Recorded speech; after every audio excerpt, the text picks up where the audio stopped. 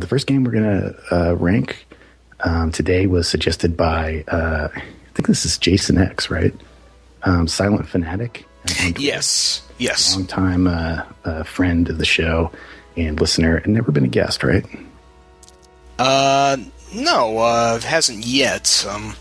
He's, I'm friends with him on Steam and Twitter and stuff, so I see his things a lot. He's always quick to respond, so shout out to Jason X. You can follow him on Twitter at Silent Fanatic. Funny guy.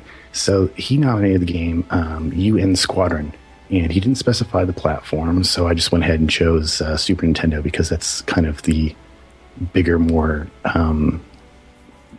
sophisticated version of the game, I guess. Yeah, I could tell you all about the SNES version, but to just glisten over the arcade one quickly, it's very much linear, certainly not as advanced, but it does share some stages and bosses. The SNES one is almost a new game for all intents and purposes, and this game is based on a manga and OVA series known as Area 88. Yeah, Area 88. Yep. Which is why they have this big 80s anime bangs. Yeah, exactly. Yeah. It's pretty much the epitome of the 80s anime. For better or worse. It's pronounced epitome. You can say that again. I wish I could say more about it, but I actually haven't seen the series. My friend Dyer51 would be rather disappointed since he's actually quite a bit of a fan of it. But the game itself has you pick from three pilots, Shin Kazama, Mickey Simon, and Greg Gates. Greg is definitely the best one, but you can just go with that as you will. He's able to take the most punishment. Something we should bring up real quick, just as a side thing. This game actually does have a health bar.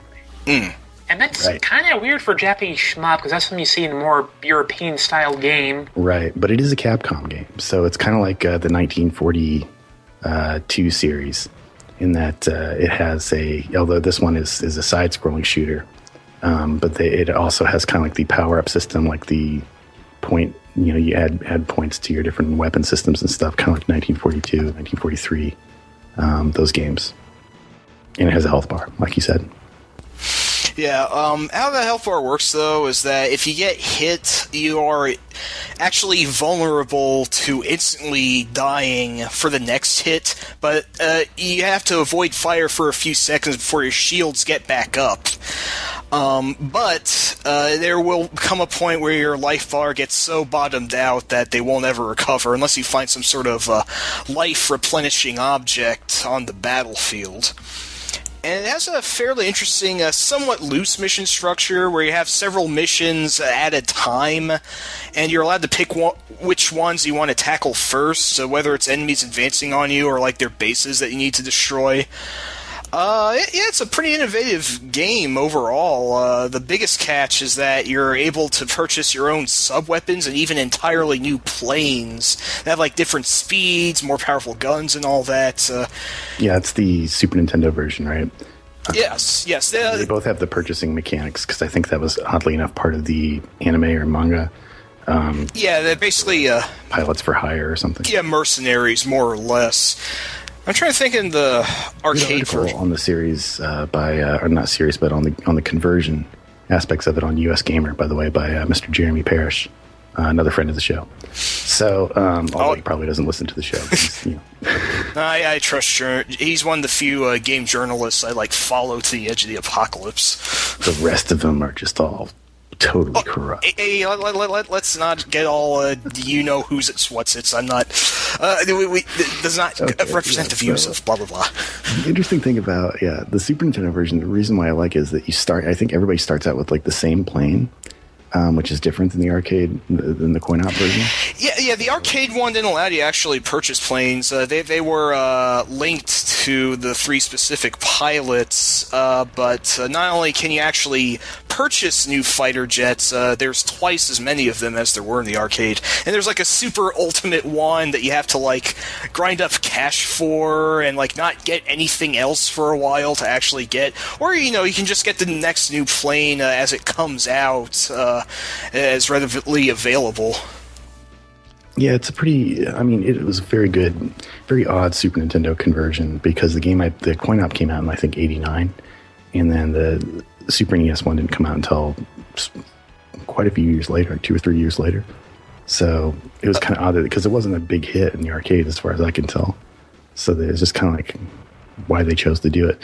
But, one thing I like about it before we get on to the ranking part is that because it was based on anime, all the characters, like even like the shopkeeper character and stuff, have like a really cool, like they didn't change the graphics. They just changed the names. So they've got like very unique, kind of cartoonish character art. So like even like I said, like the shopkeeper guy looks kind of unique because he's probably a character from the show.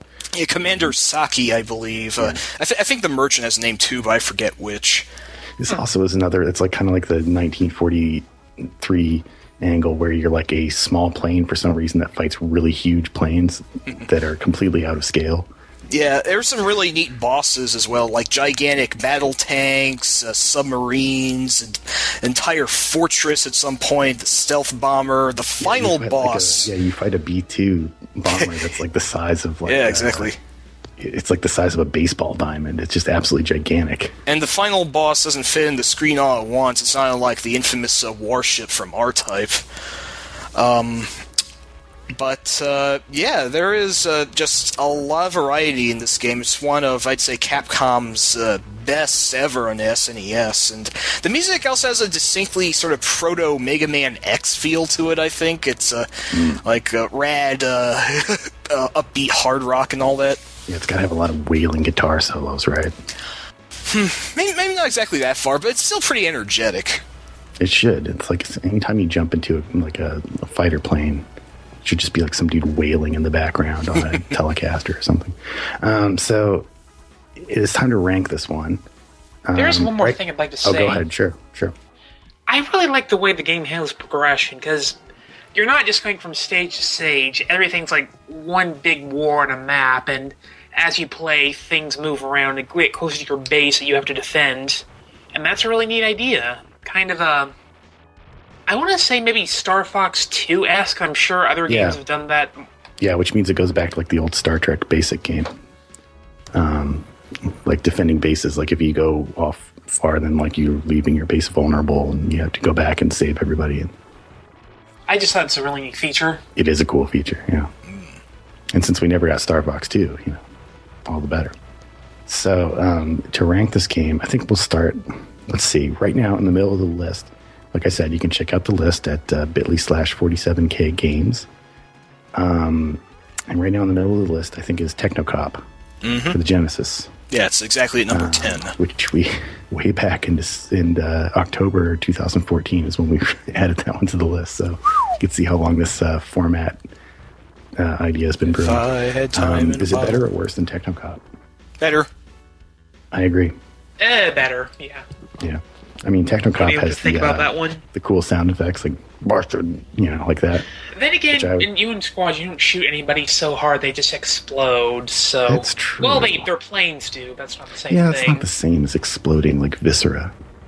Like the Viscera explosion factor, I think, is something that we have to. But I agree. Like I think that in terms of like, if I were going by the, I don't know, like I'm going by the 7-hour plane trip. Rule where I was about to get on a plane and I was going to stay on it for 7 hours. Which game would I want to be playing between the two? I think it's easy. UN Squadron, right? Anybody else agree? Disagree? I don't think anyone's going to disagree. Yeah. So okay, let's go. Let's go halfway up that the top half. Better or worse than G.I. Joe for NES?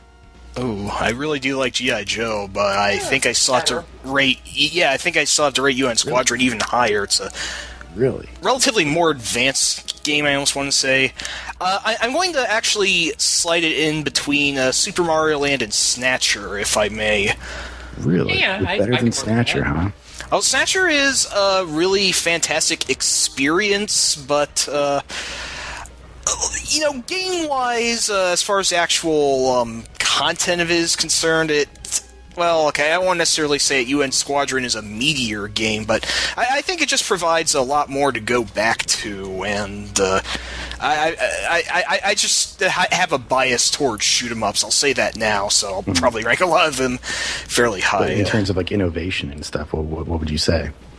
Like, is it Is it really just like a polished iteration on an existing genre, or is it something, or is Snatcher really nothing special, like in terms of like its own genre? Really, is it? What? Yeah. Say that again clearly, Cal, so the audience can hear it. Snatcher's not really much of a game, is it? You just exhaust your options and then you go forward. Well, it has That's those true, but shooting it's... gallery bits. That's technically a game. Oh yeah, that almost is a knock against it, though. Yeah, if you want to compare those shooting gallery bits to UN Squadron, I mean, you're not gonna. No, I mean, but this ain't gonna go your way. Let's put it this way, then. Let's put it this way, because I think this is an interesting debate.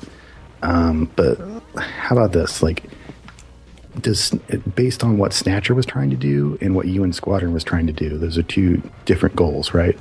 Like, is UN Squadron better at being a shoot 'em up of its era than Snatcher was at being a visual novel or adventure game of its era? They're right next to each other in that specific regard. That's UN Squadron's one. But of we the have best, to objectively and most successful scientifically games. rank them. I would edge UN Squadron a little further because it's so innovative for the shmup genre. It has a lot of ideas you didn't see a lot back then. I'm gonna actually say this in favor of UN Squadron. I mean, I do love Snatcher. I think it's a really well told and atmospheric game, except that it does have a very obligatory plot dump at the end, which takes almost forever to explain everything, which was kind of the makings of Hideo Kojima's storytelling style back then, for everything to come out of the climax, and it's a little long in the tooth. I'm sorry to say that. I remember they had to not avoid putting in the third and final act, which is 5 minutes of gameplay and then 30 minutes of denouement. So.